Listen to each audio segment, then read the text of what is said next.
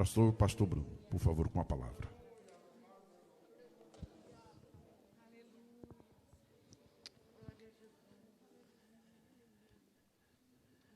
Meus irmãos, eu quero os cumprimentar na paz do Senhor,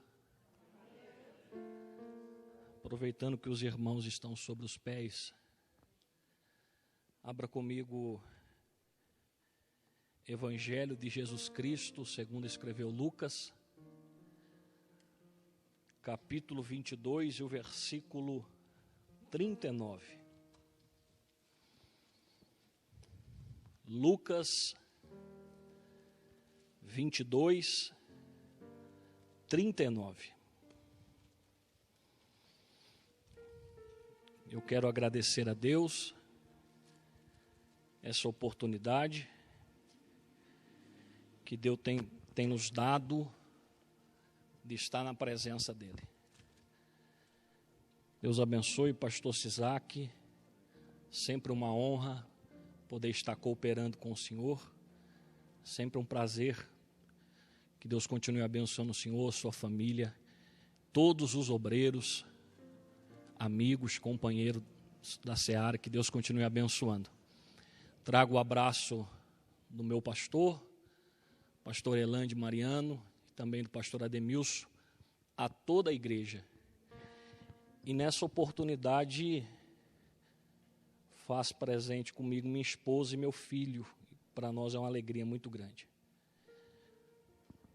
Lucas 22, 39, o texto é muito conhecido, mas o Espírito Santo queimou esse texto ao meu coração durante esses dias,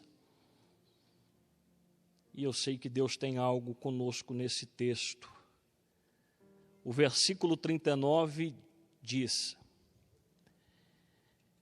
e saindo foi, como costumava, para o Monte das Oliveiras, e também os seus discípulos o seguiram. Pode tomar o teu assento, glorificando o nome do Senhor, que Ele está aqui e se faz presente.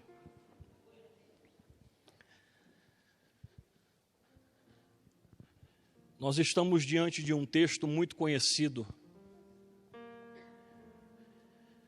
Jesus acaba de ceiar com seus discípulos e agora ele já está em rota de preparação para o seu propósito. Mas nesse intervalo Jesus vai fazer aquilo que é de costume. O texto é muito propício porque o texto em seus detalhes diz: e Jesus costumava estar ali. Jesus vai se separar nesse jardim para poder orar, para poder falar com o Pai. E o que me chamou a atenção nesse texto tão ministrado, tão pregado, tão falado, o que o Espírito Santo me fez despertar dentro desse texto é que há pelo menos 7 referências sobre a palavra oração ou seu contexto. Além desse texto ser um texto onde Jesus vai expressar tudo aquilo que ele está sentindo, vai receber sobre ele alguma das coisas, mas para o dia de hoje esse texto fala muito forte ao meu coração sobre oração. Há algumas referências deixadas, algumas lições por Cristo, que ele implica-se em dizer sobre a oração. Jesus está no jardim do Getsêmani, no Monte das Oliveiras, aonde hoje a porta dourada está fechada. Esse monte fica de frente para essa porta. Mas eu creio, como já foi bradado aqui pelo pastor Sisac, logo, logo, Jesus vem. Logo, logo, aquela porta dourada se abrirá e o Rei da Glória entrará por ela novamente. Tu crê nisso? Tu espera a volta do Rei? Só que partindo desse princípio, desta palavra, desse contexto sobre oração, Jesus nos ensina algumas coisas sobre isso. Porque no versículo 39, a Bíblia diz que Jesus se separa. Ele está indo aonde já ia. E os seus discípulos o seguiam. E quando eles chegam ao lugar, o versículo 40, acompanhe, a Bíblia diz que Jesus dá uma ordem. E a ordem é: orai. Perceba-se que essa ordem é dada para quem está naquele lugar. Você não vai encontrar na Bíblia Jesus dando ordem para a multidão, mas para discípulo, Jesus tem o prazer de entregar ordem. Porque toda ordem entregada por Cristo, quando essa ordem se torna uma realidade na nossa vida, gera obediência. E a obediência faz toda a diferença. A oração é uma ordem dada por Jesus. Independente da situação que estamos vivendo, do momento que estamos vivendo, a oração ainda é uma ordem apresentada por Cristo. Ô Bruno, mas não está fácil. Continue orando. Ô Bruno, mas o momento é de deserto. Continue orando. E o Espírito Santo falar ao meu coração. Há alguém que já não tem força nas palavras para orar. E Deus está dizendo: quem te disse que oração é palavras? Oração é posicionamento. Oração é eu não ter palavra, mas estar no secreto posicionado diante dele. Oração é eu não ter palavras, mas decidir ir. E se eu não tiver palavra, tenho lágrimas. Se eu não tiver lágrimas, eu tenho um coração quebrantado e contrito. Se eu não tenho coração quebrantado e contrito, eu decidi me separar. Deus está dizendo para alguém: se separa, mesmo sem força, se posicione, porque o teu posicionamento manda um recado para o alto dizendo: Pai, eu estou sem força, mas ainda estou na tua dependência. Orai. Não venho entregar nada novo, mas Deus está dizendo a alguém que nos acompanha nas redes sociais, que está aqui: ora, porque ainda faz a diferença. Se posicione em meio à adversidade. Só que essa ordem, ela é composta de uma outra implicidade, ou seja, orai, para que não entreis em tentação. Além da oração ser uma ordem, eu aprendo que a oração é a chave para combater a tentação. Por favor, permita-me, essa tentação não é o mesmo linguajar no original da tentação de Mateus 4. Senhores pastores, essa tentação, no seu contexto original, ela implica-se em pôr à prova a integridade do homem, ou seja, o contexto é outro. Essa tentação fala de mente, de pôr à prova a integridade no homem relacionado à mente. A grande dificuldade desse 1 ano e meio, quase 2 anos que estamos vivendo, é a nossa luta constante na mente. Na verdade, o que a gente está precisando de verdade não é não somente uma questão financeira, mas o que a gente está precisando de verdade é a paz de Filipenses capítulo 4, versículo 7, que é maior do que todo entendimento, que excede os pensamentos. E Deus está dizendo: orai. A oração é a chave para dar livramento, a oração é a chave da vitória para combater a tentação. Nós estamos vivendo períodos complicados, períodos difíceis, mas em tudo Deus está dizendo à igreja: continue orando para vencer essa luta na tua mente, para vencer esses pensamentos contrários, porque o nome do Senhor há de ser glorificado. Você lembra da oração do Pai Nosso? Em Mateus capítulo 6, versículo 13. Orai, para que não venha cair na tentação. O verbo, pastor Cristiano, da tentação, da oração do Pai Nosso, é o mesmo verbo da oração de Lucas 22 de Jesus. Lá Jesus disse: orai, para que não entre em tentação e venha livrar de todo mal. Jesus está dando uma ordem. Jesus está dizendo: a oração, ela tem o poder de gerar fidelidade, graça, entendimento. A oração tem o poder de mudar uma história. No primeiro ponto ele dá ordem, e ele está dizendo para cá: olhe, fique tranquilo, se posicione. Agora o porquê que eu tenho que orar? Para que o livramento na tentação chegue. Posso te dizer algo? A tentação aqui é luta na mente, é provação na mente, é adversidade, é deserto, é vento contrário. E uma hora ele bate na tua porta. E Jesus está dizendo aos discípulos: ore, para que quando vier a prova, vocês possam estar firmes diante da minha presença. Ô Bruno, tu vem aqui falar de deserto e prova, o que estamos vivendo. Uma hora bate na nossa porta, mas pelo poder que há na oração e no teu posicionamento em Cristo Jesus, Jesus está dizendo: eu estou te fortificando, eu estou dando graça, eu estou pegando na tua mão, eu estou lhe dando força para caminhar. Tiago vai dizer: feliz é a pessoa que persevera em épocas de provação. O mesmo Tiago vai escrever algo de Elias, e ele não descreve a vida de Elias, ele descreve: e Elias orou, e quando Elias orou, algo aconteceu. É Deus dizendo: a oração da igreja ainda tem poder de se levantar contra a prova do inimigo. A oração da igreja ainda movimenta o céu. A oração da igreja ainda dá livramento de morte. A oração da igreja ainda tem poder de fazer a diferença. Tu crê nisso?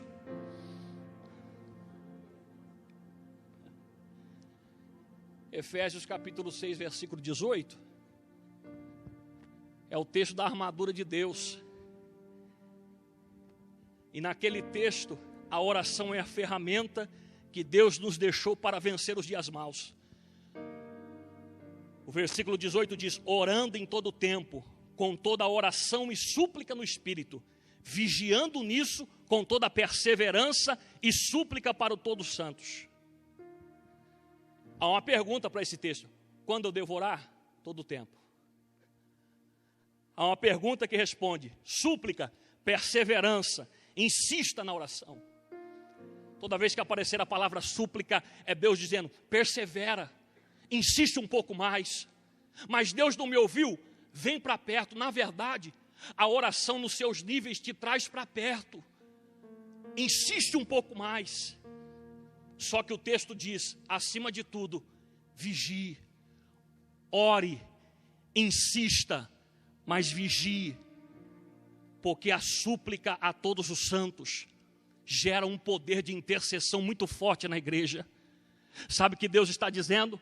Enquanto você se posiciona para poder orar por alguém, para poder orar para Deus livrar você da tentação, nessa oração eu movimento o céu, trabalho na contramão, pego na mão de alguém, livro do leito do hospital, porque a última palavra quem dá ainda é Ele.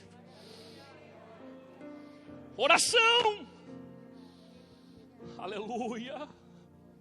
Orai em todo tempo, perseverai, súplicas, vigiando nisso, e interceda por todos os santos.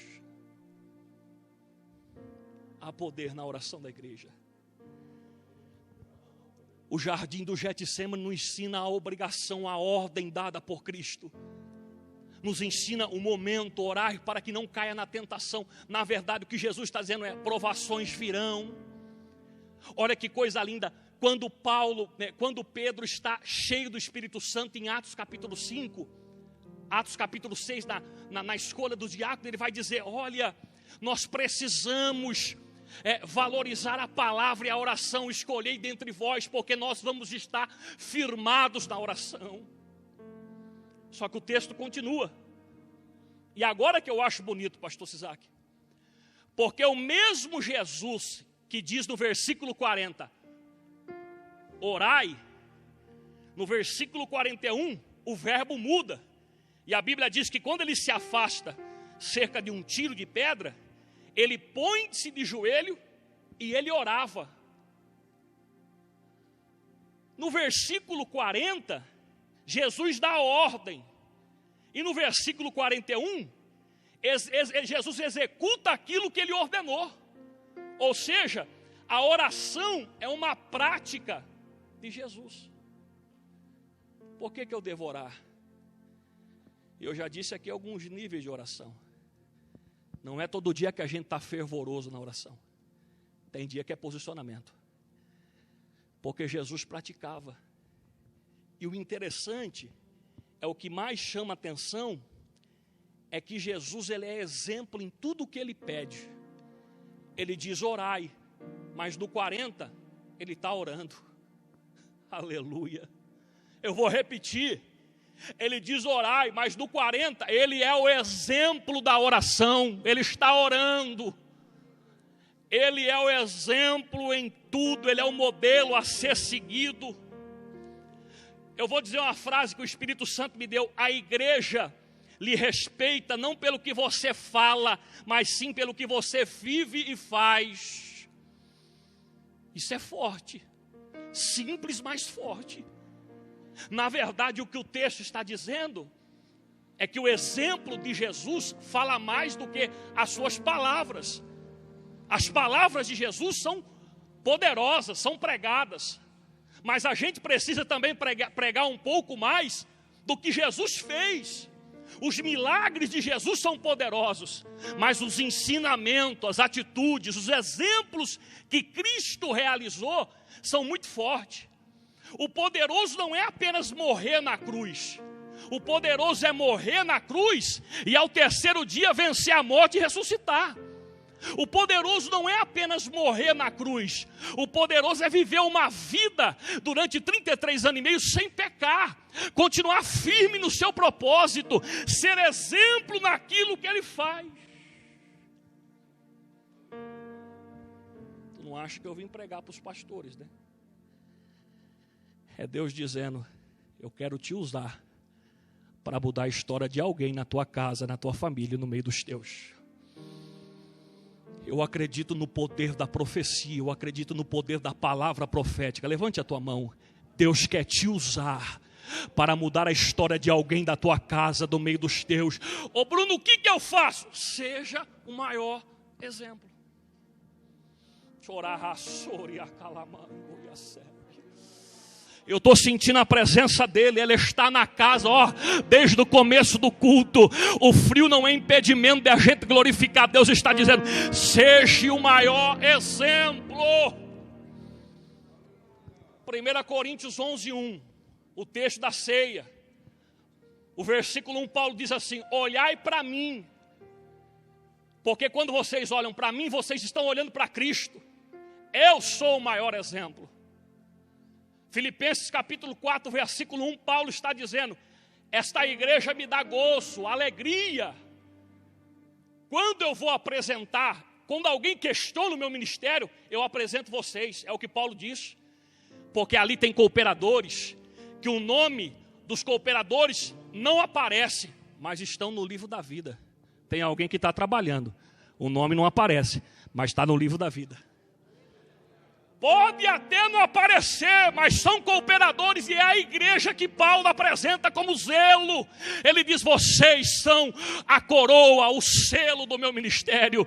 É Deus dizendo para alguém, eu te trouxe aqui para te dizer, influencie, eu vou lhe usar para mudar a história daquele lugar. Tu acredita nisso?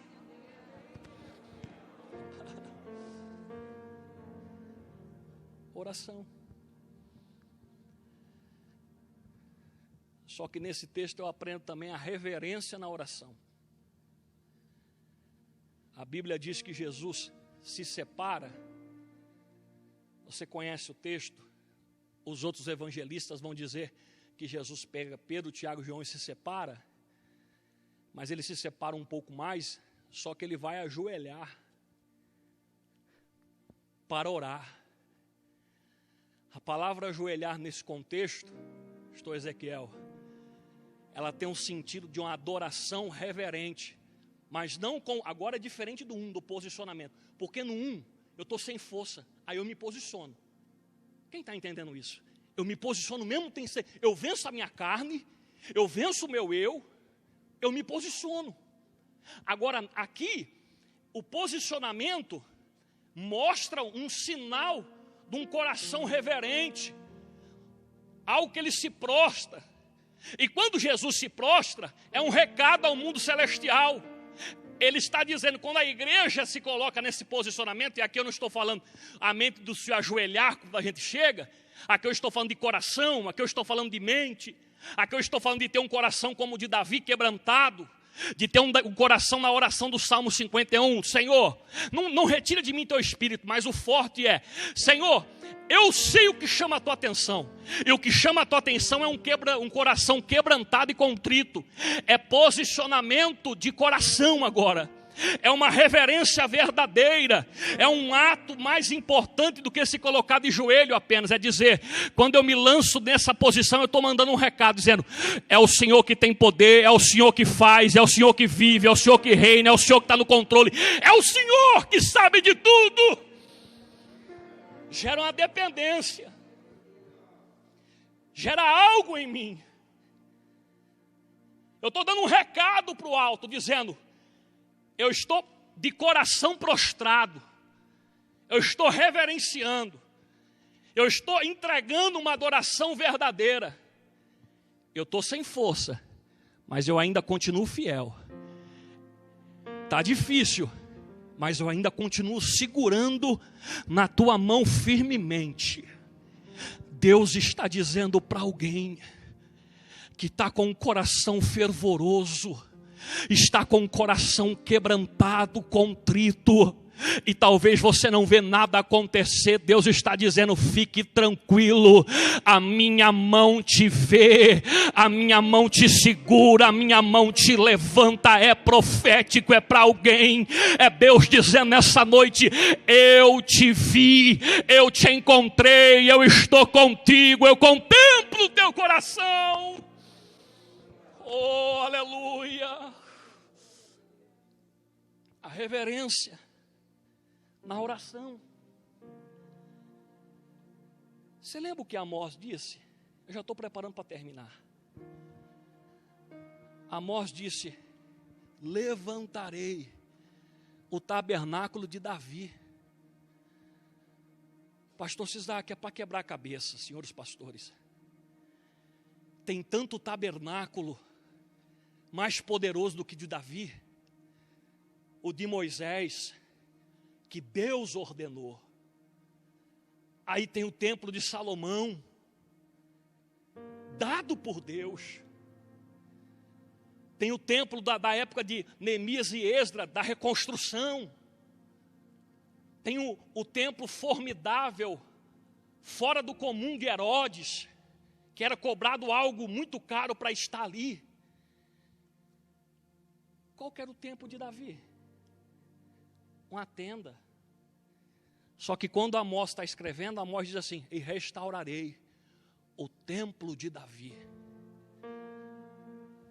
Só que no templo de Davi tinha algo. No templo de Davi rodava turno, diz crônicas, diz reis, sacerdotes e levitas, em turnos de 24 horas, pastor Cristiano, rodando, um dando sacrifício e o outro mandando adoração para o alto. Aquilo que não tinha, na verdade no tabernáculo, na tenda de Davi, o centro de tudo sempre foi Deus. Herodes colocou muita coisa que chamava atenção, e quando Jesus chegou, você sabe o que aconteceu. Mas no de Davi, na tenda pequena, o centro sempre foi Deus, a reverência sempre foi Deus. Não faltou um dia sequer adoração. Eles rodavam turno, sabe como se fosse uma usina? Tem usina aqui perto. Eles rodavam turno na adoração, e a lenha não se apagava, o fogo não se apagava. Aí Amós, depois de muito tempo, vai escrever: restaurarei o altar, o templo de Davi. Sabe o que ele está querendo dizer? Como foi na época de Davi, eu estou restaurando de novo, eu estou restaurando de novo. É Deus dizendo: o tempo é difícil, alguém já pegou, o momento é difícil, mas eu estou restaurando a minha igreja. Quem entende isso, levanta as tuas duas mãos. Deixa eu profetizar na tua vida. Talvez você chegou aqui sem entender algumas coisas, e Deus está dizendo: eu estou restaurando, eu estou colocando as coisas no lugar, eu estou renovando, eu estou fazendo aquilo que está dentro do meu controle. Acalma o teu coração. Reverência. Ai, reverência. Coração contrito na presença dele. Alabaxuia nagai. E isso quem conhece é Deus. Eu estou sentindo a presença dele, ele está aqui. E ele vai na contramão dentro do teu coração, te tocando, dizendo: sinta a minha presença, sinta a minha presença, sinta a minha presença.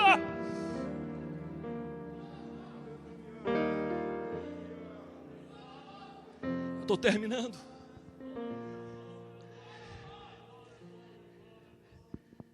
Pai, se queres, afasta de mim esse cálice. Entretudo não seja feita a minha vontade, mas tudo que tu deseja, faça. A Viva é mais atual. Cadê a juventude? Tudo que é da tua vontade, faça. O cálice é pesado. A Viva diz: é um cálice de horror. Mas independente disso, tudo que for a tua vontade sobre a minha vida, faça. Eu aprendo que essa oração é uma oração com propósito. O pastor Isaac, ele sabia o que ele estava querendo fazer. Aqui a gente vai pensar muitas coisas, só que a maioria dos pensadores pensam que esse versículo fala da separação do Pai, por conta do pecado da humanidade. E ele está dizendo: Pai, de maneira nenhuma. Tem alguns que vão dizer: Jesus não queria a cruz. Para com isso. Alguns dos discípulos morreram na cruz, muitas pessoas morreram na cruz, não era isso.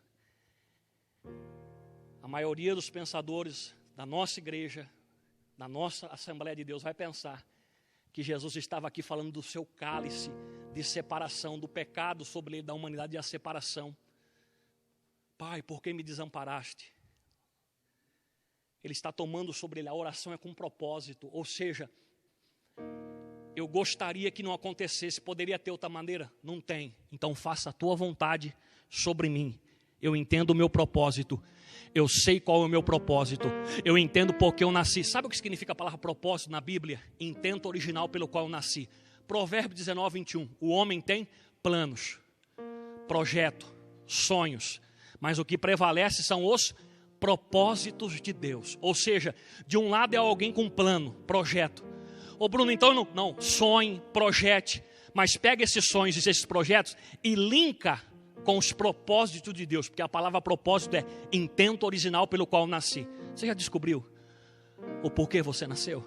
Ô Bruno, eu nasci para adorar. Não, algo mais além, específico. Deus te chamou para quê? Deus te chamou para profeta? Deus te chamou para fazer a obra, para trabalhar. Qual é o intento original? Então ore com propósito naquilo que Deus te chamou. Ore com propósito naquilo que Deus te levantou para fazer. Deus está dizendo, e volta a dizer, não estou falando com um corpo de obreiros apenas. É Deus dizendo, eu lhe entreguei algo na tua mão. Você nasceu por algo. Descubra e venha fazer a diferença. Propósito. Ore nesse propósito. Há dois pensamentos. Primeiro, o propósito da casa, da igreja. Quando a igreja se coloca em oração num propósito, pode vir proposta, pode vir o que for. A Esté vai entrar diante de Assuelo, e o Assuelo vai estender o cetro e olhar no olho dela. Se ele não estende, tem problema, ela morre. Mas quando ele estende o cetro e olha no olho dela, o Assuelo diz assim, minhas irmãs, olha o que o Assuelo disse. O que queres, minha rainha? Até a metade do reino eu te dou. Metade de 127 províncias? Um dos maiores reinos da época. Pastor Cristiano, tentador. Só que tem um detalhe. Por trás, Mardoqueu com a igreja estava jejuando e orando. Orando e jejuando. Jejuando e orando. E eu quero te dizer algo. Ninguém para uma igreja que ora no mesmo propósito. Ninguém para um povo que ora no mesmo propósito. O prato foi apresentado. Esther disse não. Porque por trás tem alguém que está intercedendo. Tu acredita no poder da intercessão da igreja? De verdade, sem brincadeira, agora eu termino mesmo. Tu acredita nesse poder? A gente vai terminar intercedendo. Alabagachuia. Atos capítulo 2. Pedro vai pregar. Só que o interessante é que acontece algo que não é normal. Quando Pedro se coloca de pé, a Bíblia diz que os 11 se colocam com ele. Ou seja, quem prega, Pedro. Mas tem 11 de pé, dizendo, pode pregar, Pedro, que nós estamos na retaguarda. Pode pregar, porque Deus vai falar. Pode pregar, porque Deus vai te usar. Pode pregar, porque almas vão aceitar Jesus. Oração com propósito. Esse texto nos ensina também sobre a intensidade da oração. A Bíblia diz que, no versículo 44, Jesus orava em agonia intensamente. Jesus está agoniado, vai suar gotas de sangue.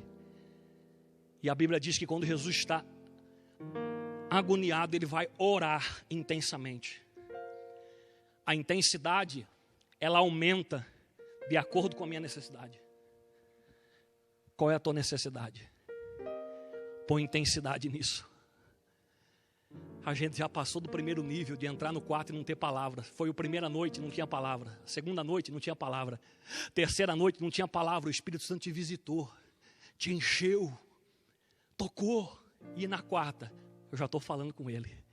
E na quinta, já estou com autoridade pregando, ou melhor, intercedendo, orando. Segundo a nossa momento, a nossa adversidade aumenta a intensidade. Ô Bruno, por que será que no meio da adversidade sempre Deus levanta alguém? Porque no meio da adversidade sempre a gente se coloca mais. Lembra do nosso hino da harpa? Os mais belos hinos e poesias foram escritos em tribulações. Colossenses capítulo 4, versículo 2, 3 e 4. Aparece 3 vezes a palavra oração. Perseverai em oração. No outro versículo a Bíblia diz, orando também por nós, para que abra a porta da palavra. Ou seja, olha a intercessão. Eu estou orando intensamente, eu estou perseverando, para que a porta da palavra continue aberta. Aleluia. E no outro versículo ele diz, orem, para que, é Paulo dizendo, para que eu proclame a mensagem com clareza. Olha a intercessão de Atos 2, dos 12. Olha a intercessão em Colossenses, Paulo está dizendo, perseverem em oração, mas orem para que a palavra seja aberta, a mensagem seja entregue, e continue orando, para que quando eu abrir a minha boca para entregar a palavra de Cristo Jesus, ela seja clara e vidas em aceitar Jesus. Isso ainda faz a diferença na igreja. Eu vou dizer o que eu disse no começo, eu não venho entregar nada novo, mas eu venho te dizer que a oração pode mudar o contexto, a oração pode mudar a história, a oração pode fazer a diferença. Tu crê? Se coloca de pé. Aumenta para mim. Eu termino. Pode aumentar. O teclado aumenta. Perceba-se algo.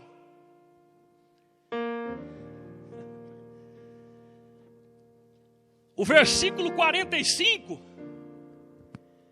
diz assim: e levantando-se da oração. Há dois grupos de pessoas aqui, minhas irmãs. O primeiro grupo é o de Jesus. Jesus está levantando da oração. Perceba-se que no versículo 46 há outro grupo. Há um grupo que está deitado, dormindo. É o grupo dos discípulos. Só que eles também estão se levantando. A diferença é simples. Um grupo está se levantando da oração. O outro grupo está dormindo, mas está levantando para orar. Que coisa bonita. Tem um grupo que está se levantando da oração, e esse grupo levanta-se diferente. Ele influencia. As palavras que saem da sua boca são palavras poderosas diante do reino. Esse grupo até corrige, mas corrige com graça. Esse grupo é diferente, porque eles estão vindo do canal da oração, estão se levantando. Mas há um outro grupo, que às vezes a gente faz parte deles, que está na casa, mas está dormindo. Aonde que eles estão? No jardim de oração. Eles estão num ambiente propício, mas estão dormindo. Só que Jesus desperta eles. E quando Jesus desperta, eles estão agora se levantando para orar. Eu não sei qual grupo você está nessa noite. Fique tranquilo. O grupo 2 não é tão ruim assim, porque Jesus despertou, e a Bíblia diz que eles estão se colocando de pé para orar. É claro que o grupo 1 é o grupo que a gente precisa estar, saindo da oração. Só que eu aprendo algo. A oração, meu amigo Ricardo, tem poder de nos colocar de pé diante de Cristo. De verdade, eu não sei o momento que você está vivendo, eu quero te dizer algo. A gente às vezes passa por esse momento do 2. As lutas são tão grandes, as adversidades são tão grandes, os desertos são tão grandes, as perseguições são tão grandes que a gente não tem força. Mas fique tranquilo, Jesus está indo te despertar e te dizer: te levanta para a oração, e o nome dele há de ser glorificado. Eu estou sentindo uma presença de Deus. Pastor Sisac, Deus está levantando alguém que estava num momento difícil e estava longe. Deus está tocando em alguém de uma forma especial. E eu estou falando com um cristão, eu estou falando com alguém que está aqui dizendo: Deus, eu estou sem força, e Ele te viu. E Ele está dizendo: eu estou despertando você. Jesus está te levantando. A oração coloca de pé. Eu vou repetir: Jesus está te levantando nessa noite. Ô Bruno, eu já estou orando, eu já estou de pé, eu sou do grupo de Cristo. Então continue influenciando, continue pegando na mão de quem está do teu lado e dizendo: olha, eu te ajudo, eu te ajudo, eu te ajudo.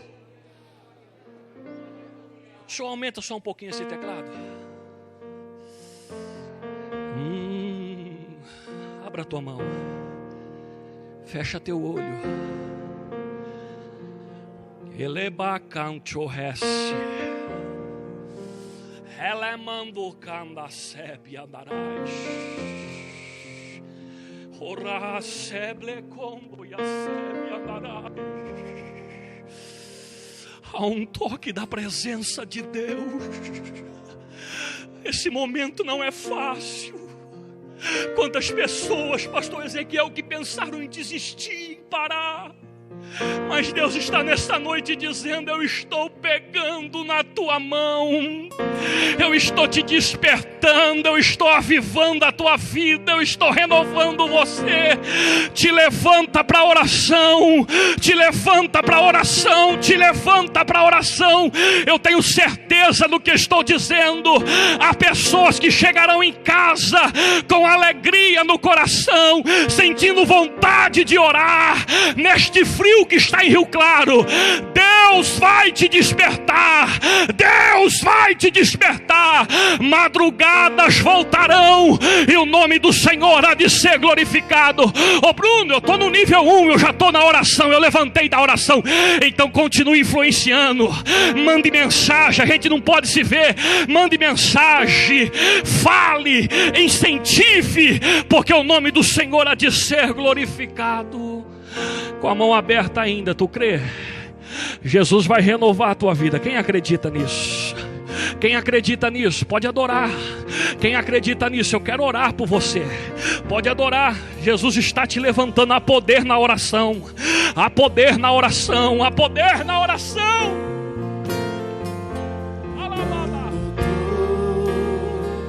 Ele vai cantar e a séria.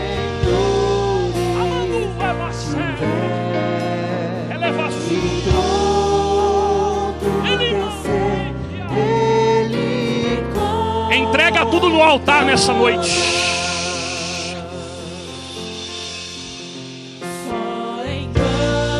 Entrega no altar nessa noite. Que o Senhor tem poder.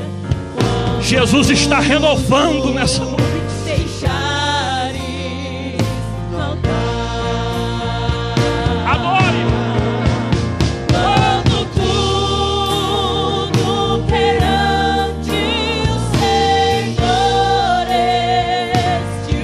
Há poder na oração.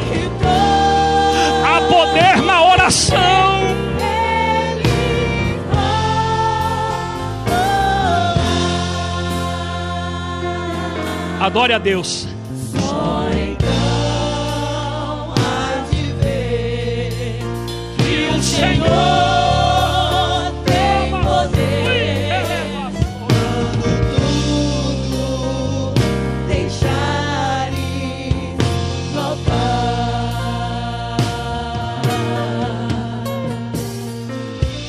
Levante as tuas duas mãos, deixa eu orar por você. Nessa oração, senhores obreiros, senhores pastores, nessa oração, igreja do Senhor, o Espírito Santo de Deus vai colocar alguém no teu coração. Lembra da intercessão?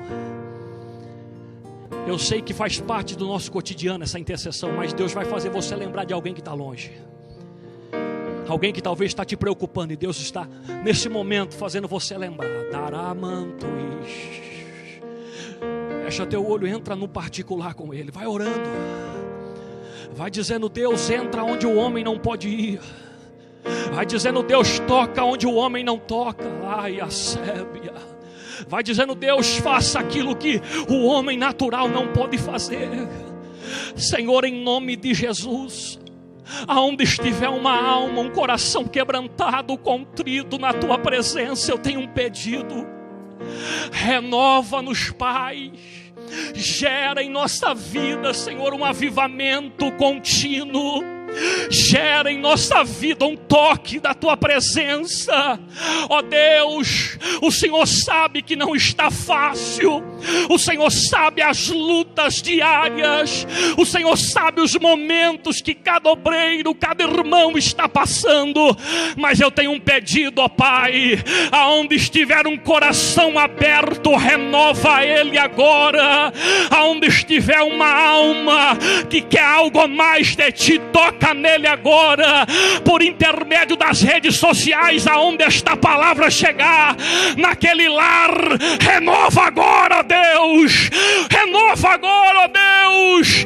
Senhor, perante a tua presença estamos, e eu peço a ti neste momento um toque especial dentro do nosso coração. Se você acredita, glorifique e adore o nome dele.